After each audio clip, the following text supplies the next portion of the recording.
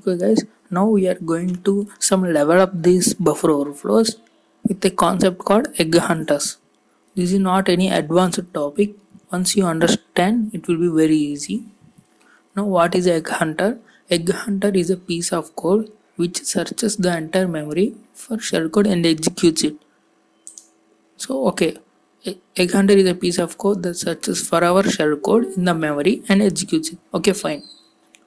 Now how it will execute it the shellcode? I mean how it will recognize that this is shellcode means egg hunter will identify the tag or egg in front of the shellcode. That means we need to prepend some unique tag so that it will be only once in the entire memory. Say my name is Nikhil. I know Nikhil will not be any program's memory, so I can put the Nikhil as a tag. Okay guys, this tag should be prepended before shellcode. Yes, this is the recognition. This is how egg hunter recognizes the tag. After the tag it will be the shellcode. So what is this advantage means? Most of the egg hunters are small in size, which are almost less than 50 bytes. So in cases if you have small buffers, it means that after ESP register you may seem very, say, 100 bytes, 150 bytes, but that is not enough even for calculator shellcode, which took 220 bytes. So what we are going to do is we will send the egg hunter in those 150 bytes, and the previously before ESP there will be a lot of, like, say, thousands of bytes left over. Then in those bytes we will send the shellcode, and then egg hunter will manually search entire memory and execute the shellcode. Guys, if you seem confusing, don't worry. If we do the example, it will be very clear for you. Now what is this egg hunter? How does it creates itself? It means the NT display string. It is a Windows function, Windows NT API function. What it does is it takes a string as an argument and displays the output in a text box. It's very simple function, and the system call number for this function is hexadecimal 43. It's like message text box you can do in any programming, hello world text box. It's the same in the thing. And this egg hunter will work in Windows XP 2003 and also Windows 7. And if you want to work it in Windows 8 or 10, you need to use another egg hunters. There are a lot of egg hunters out there. You need to just Google it, Windows 8 32-bit egg hunter or WoW64 egg hunter. Now for only in this course we will be only seeing this egg hunter. This is more for OSCP or related exams. Now this is the assembly code for the egg hunter. You don't need to remember any of this assembly code.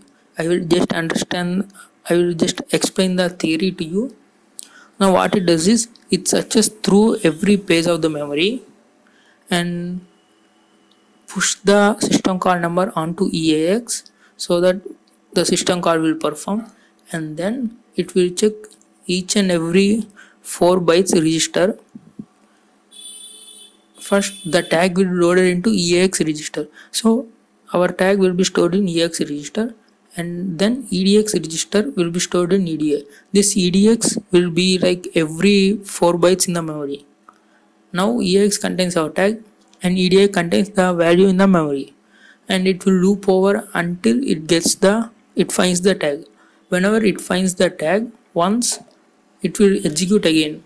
Remember, our tag must be 4 bytes and should be repeated 2 times, because one time, say, Nikhil, if any possible chances there may be Nikhil in the memory, our egg hunter will execute that one if it first occurs.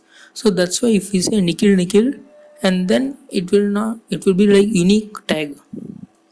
So this unique tag EDI will point to every 4 bytes of the memory, and it will compare with EAX, which is our tag, and then if our tag is found, and then next 4 bytes EDI, the destination index, will point to our shellcode obviously, and the program will execute this jump EDI instruction, which will jump to our shellcode. Okay, that's all about theory. You don't need to memorize any of those instructions. So I'm going to see this hexadecimal representation. Okay, where does this come from?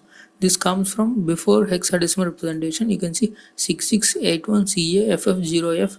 You can see same here 6681CAFF0F, and at this point after B8 you can see our tag, and after B8 you can see our tag.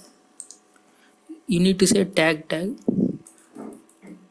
will be like woot.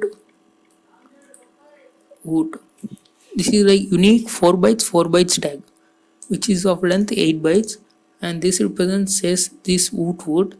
The egg hunter will search for our woot, and the following thing will be our shellcode pressed. Okay, this is not shellcode, this is also just looping over this, and after this